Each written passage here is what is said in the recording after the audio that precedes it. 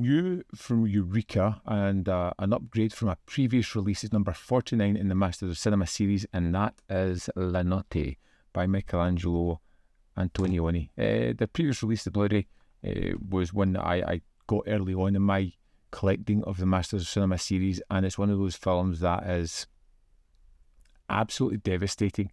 If you're going into the film and you don't know anything about it, it's great because it's basically the day and night of the end of a relationship, but you don't know it's heading that way. As you meet Giovanni and Lydia, who's played by Marcello Mastroianni and Jeanne Moreau, you kind of see these characters as they have this married life.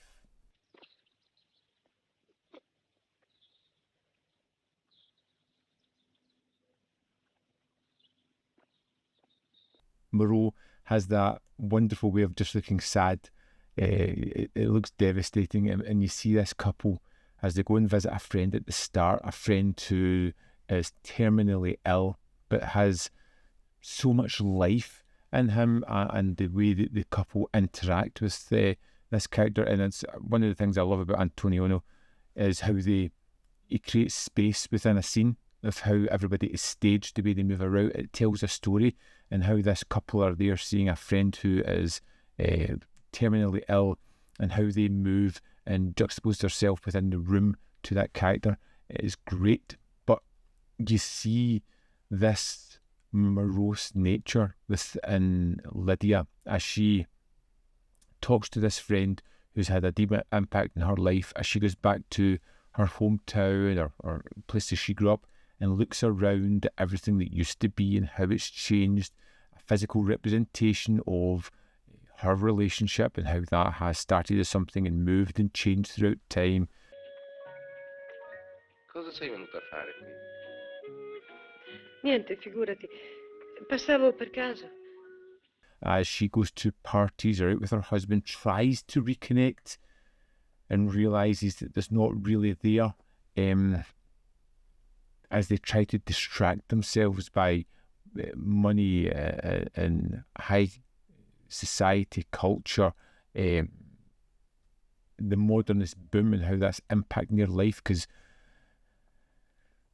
Giovanni is an author who's just had his book published and should be at an all-time high, but is almost doing everything that he possibly can to sabotage his relationship.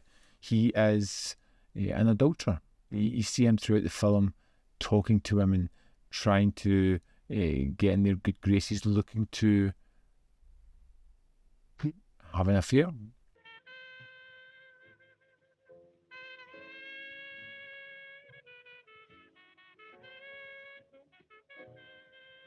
That it's almost like Lydia has opened her eyes to this. It has this impactful nature of showing us everything through her character, through the long takes, the compositions, the minimal dialogue. You can see everything in the wonderful performances as it is hitting them.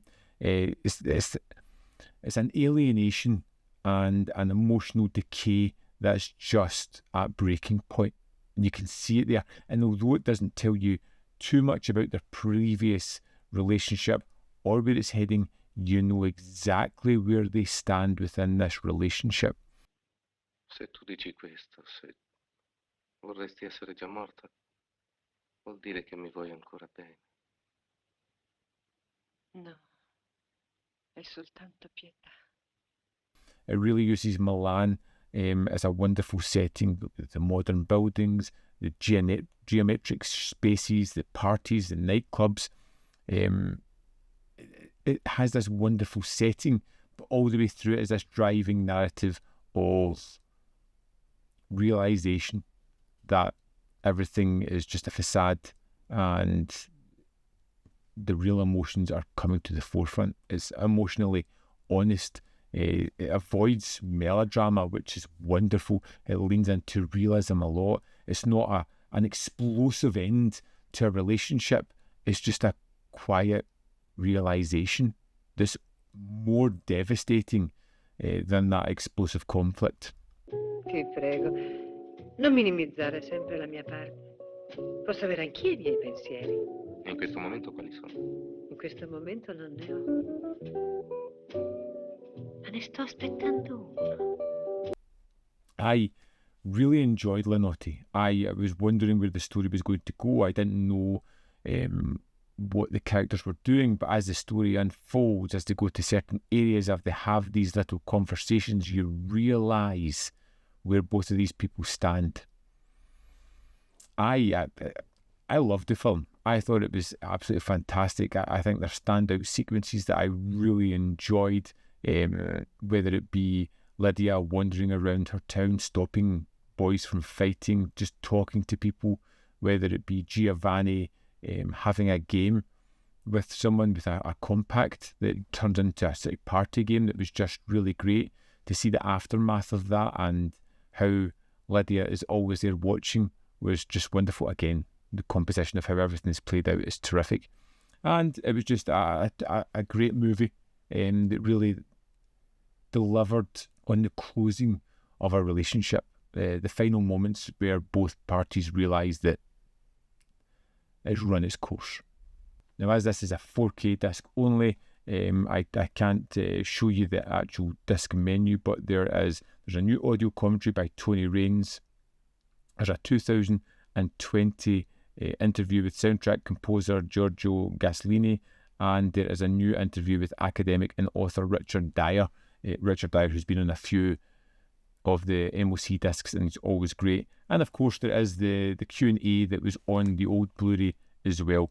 All in all, if you're an Antonioni fan, you really need to pick this one up. It is wonderful. It's one that when I watch, it stays with me for a while afterwards, when I'm almost ruminating on various things that happen in it, which just shows the quality of the film. I'd love to know your opinion on La Notte, so let me know in the comment box below whether you love it, hate it, or fall somewhere in the middle. As always, there is more content up here.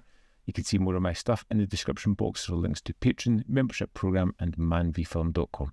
Always in which you can support me. Thanks for watching, and see you next time.